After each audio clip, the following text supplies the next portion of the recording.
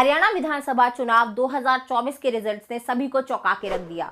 जहां ऐसा लग रहा था कि कांग्रेस की जीत होगी, देखा गया कि कांग्रेस जो है वो हार गई। बीजेपी तीसरी बार जो है वो हरियाणा विधानसभा चुनाव में जीती। इतिहास में ऐसा पहली बार हुआ है किसी एक ही पार्टी ने हरियाणा विधानसभा में जीत जो है वो हासिल की हो, वो भी तीसरी बार। आखिर ऐसा क्यों हुआ? क्या बीजेपी की माइक्रो मैनेजमेंट ने काम करके दिखाया है या फिर कोई और कारण है? 5 अक्टूबर को 90 विधानसभा सीटों पर वोटिंग की गई। ऐसा लग रहा था कि कांग्रेस ही जो है वो जीतेगी। अगर हम जानकारों की बात करें, आम लोगों की बात करें या फिर मीडिया हाउसेस के एग्जिट पोल की बात करें, सभी का यही कहना था कि इस बार कांग्रेस की ही जो है वो जीत होगी। अगर हम कुछ मीडिया हाउसेस के एग्जिट पोल की बात करें तो उन्होंने यहां तक कह दिया था कि कांग्रेस को 60 सीटें तक जो है वो मिल सकती हैं इस बार।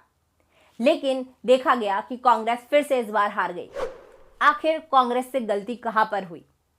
आज मैं आपको इस वीडियो में ऐसे 4 रीजन बताने वाली हूं जिससे कांग्रेस की हार हुई है। तो चलिए शुरू करते हैं। पहला रीजन है जाट बनाम गैर जाट। अब देखो, कांग्रेस की हवा ऐसी थी कि हर जगह उसकी जीत नजर आ रही थी, चाहे वो हरियाणा के विशेषज्ञ हो, आम लोग हो या फिर एग्जिट पोल। ये सभी बता रहे थे कि जीत इस बार कांग्रेस की ही होगी।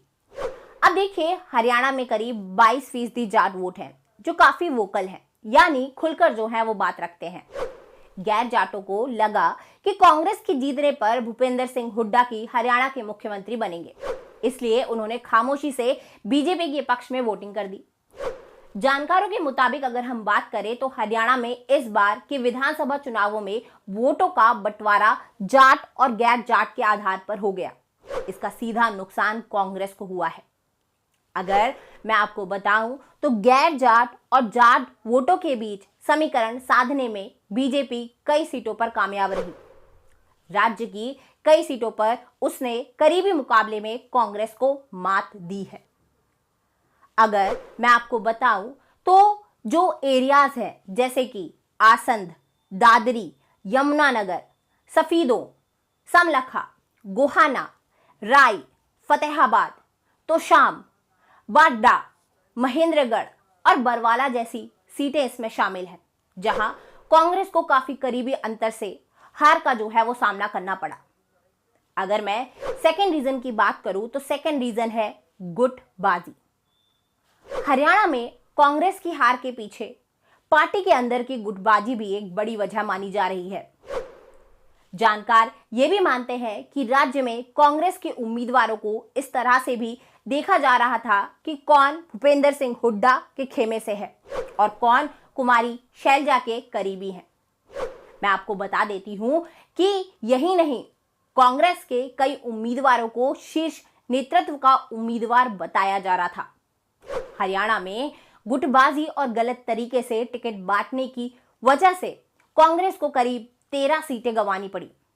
इनमें भूपेंद्र सिंह हुड्डा, कुमारी शैलजा और कांग्रेस की पसंद के उम्मीदवार भी जो थे वह शामिल थे। अगर मैं आपको बताऊं तो ये जो मामला है, इसमें कांग्रेस नेता कुमारी शैलजा को लेकर भी कई तरह की चर्चा चलती रही। यहां तक कहा जाने लगा कि कांग्रेस के कई नेताओं का ध्यान चुनावों से ज्यादा चुनाव जीतने के पहले ही मुख्यमंत्री की कुर्सी पर था। आम आदमी पार्टी के संयोजक अरविंद केजरीवाल ने कहा कि इन चुनावों का सबसे बड़ा सबक यही है कि अति आत्मविश्वास कभी नहीं करना चाहिए। जाहिर है उनका निशाना कांग्रेस पर ही था। हरियाणा में कांग्रेस और आम आदमी पार्टी के बीच गठबंधन की बात चल रही थी, लेकिन दोनों के बीच सीटों की साझेदारी पर सहमति नहीं बन पाई थी। अब मैं आपको तीसरा रीजन जो है वो बताती हूं। तीसरा रीजन है सीटों का बंटवारा। अब देखिए हुआ क्या। तो बीजेपी ने इस बार हरियाणा विधानसभा चुनाव में 25 सीटों पर अपने उम्मीदवार बदल दिए थे। मैंने आपको बताया कि 90 सीटों पर जो थी वह वोटिंग हुई थी 5 अक्टूबर को। अब 25 सीटों पर तो भाई बीजेपी ने उम्मीदवार बदल दिए। अब इसमें क्या हुआ, जो 16 उम्मीदवार थे उन्होंने जीत हासिल कर ली। बीजेपी अपनी पुरानी 27 सीटें बचा पाने में भी कामयाब रही, जबकि उसके करीब 22 नई सीटों पर जीत हासिल की है। अब यहां पर देखो, कांग्रेस ने अपने किसी विधायक का टिकट नहीं काटा, उसके आधे उम्मीदवारों की हार भी हो गई। यानी कि कांग्रेस ने कोई बदलाव नहीं किया और उम्मीदवारों की हार हो गई। उम्मीदवारों को नहीं बदलना भी कांग्रेस के लिए बड़ा नुकसान साबित हुआ है।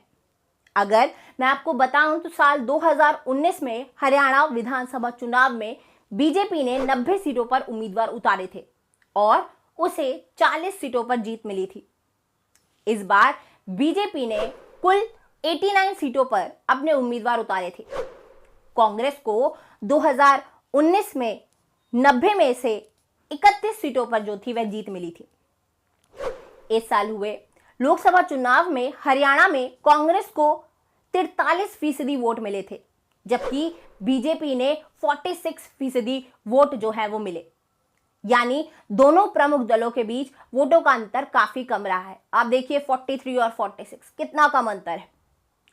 अगर मैं चौथे रीजन की बात करूं तो चौथा रीजन है दलित वोटरों की कांग्रेस से दूरी। अगर हम विभिन्न जानकारों के मुताबिक बात करें तो लोकसभा चुनावों में दलित वोटों का बड़ा हिस्सा कांग्रेस के खाते में गया था, लेकिन मौजूदा विधानसभा चुनाव में ये वोट कांग्रेस से दूर जाते दिखे।